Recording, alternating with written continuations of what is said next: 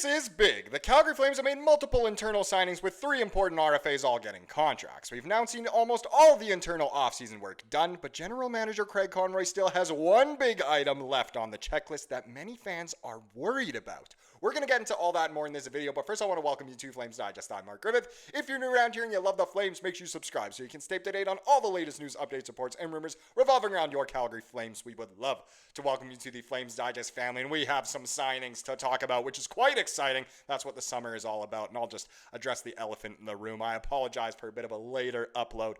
What was supposed to be, an 8-hour workday ended up being 12. Lo and behold, I'm kind of exhausted, so apologize in advance if I seem a little loopy in this one. But let's hop in and talk about these signings here. So locked up comes straight from the Flames. They say we've re-signed Rory Cairns, Yan Kuznetsov, and Jeremy Poirier. And some of these, these are pretty big names. These are names that we could definitely see at the NHL level this upcoming season, if not definitely in the near future. And I know most fans wanted to keep all 3 of these guys around, really, which is great to see. And knowing that they're all here for at least another year is really fantastic. So if we get down into it, obviously, the Flames were the ones that announced that they re-signed all of these guys, gave them new deals. So for Rory Cairns and Poirier, they each get a 1-year, 2-way deal worth $775K. So obviously that means, maybe they won't be expected to be at the NHL level, but they'll definitely be with the Wranglers. I mean, they both have had great seasons, kind of in the past year.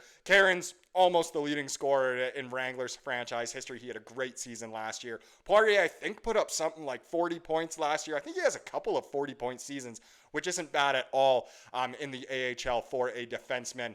Cairns obviously was fantastic. And then I swear Cairns got almost a point per game in the NHL as well. I don't know why, but I remember him getting like 4 points in 5 games with the Flames last year or something. So he's shown he can do it at the NHL level as well, which is great. And then Kuznetsov, he didn't make any NHL appearances last year, but I think he made 1 the year before.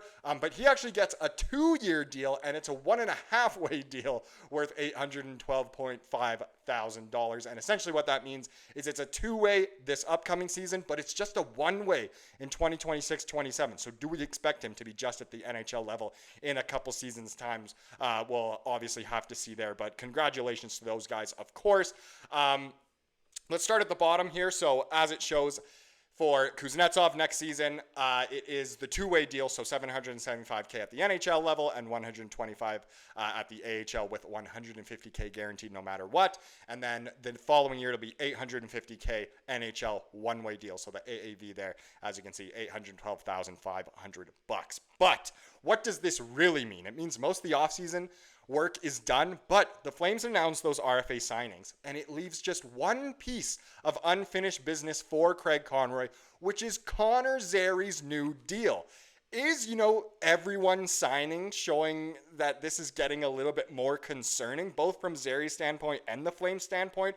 Why isn't a deal getting worked out? What's going on here? I think he's arguably the player that the fans wanted locked up the most this offseason, other than maybe like a Coronato, and some would, of course, say Kevin Ball. Well, a lot of people would say Dustin Wolf too, but it's not as imminent.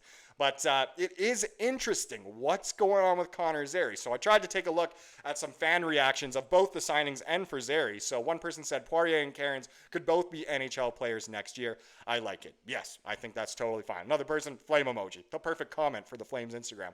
Another person says Zary. What's going on with Zary? Another one says sign Zary. And then the final one says, guys, Zary's signing is looking worse and worse. And it is. It's getting concerning. The clock is ticking. If they're not matching on numbers, we don't need, obviously another Sam Bennett situation. Is that what's going to happen with Zary? I don't know what is going on with Connor Zary. Hopefully we can hear something soon, and hopefully, both Zary and Conroy, of course, drop a bomb on us later this summer. But, the clock is ticking. Now let's get into some miscellaneous stuff as well. There are a couple interesting things to take a look at. Now, the first one is NHL.com has been coming out with a bunch of lists lately, and it's mostly under 25 mostly. I think they did under 25 forwards a few days ago, which was a great list. I think Timmy Superstar from the Sens was top. They did, top defenseman under age 25. Another center, I think Jake Sanderson was top of that one. Why am I glazing the Senators so much? If you know, you know. But they also did goalies. So top goalies under the age of 25. Who's number one? Well, Dustin Wolf of course. And what's interesting as well is I think it was a bar down graphic where they asked all their guys to do kind of rankings of each position and team in all the divisions, and a lot of them had Dustin Wolf as the best goalie in the Pacific Division, which, I mean, non-biasedly, he kind of is just the best goalie in the division, best goalie under the age of 25 in the league. Obviously, you go down the list, there are some really good ones. Obviously, a lot of people high on Spencer Knight. He used to be on the Panthers, of course.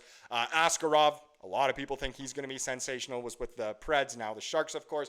Go down the list, some familiar names, some good goalies there. But for Wolf to be the top is just fantastic. And Ryan Pike points out something cool. So he shows that this graphic is an example of how draft position isn't be-all, end-all. So the second goalie was the first goalie drafted in 2019. So if I flip back, that's Spencer Knight, of course. But the first goalie was the last goalie drafted in 2019. So sometimes, a high draft pick can be good, second best goalie under the age of 25, but a late round draft pick like Dustin Wolf could be the best one. You just never know. With goalies, it's obviously more of a toss-up, but that's a great point here from Ryan Pike. I'm really glad he pointed that out. Now, another thing here is extremely interesting. The schedule came out yesterday. We talked about it. The Flames, they start with, Vancouver and Edmonton, play at home in St. Louis.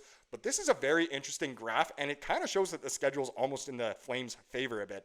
So this is tired versus rested games for 2025-26. So essentially what the red side means is you're playing a rested team while you're tired, so a scheduled loss.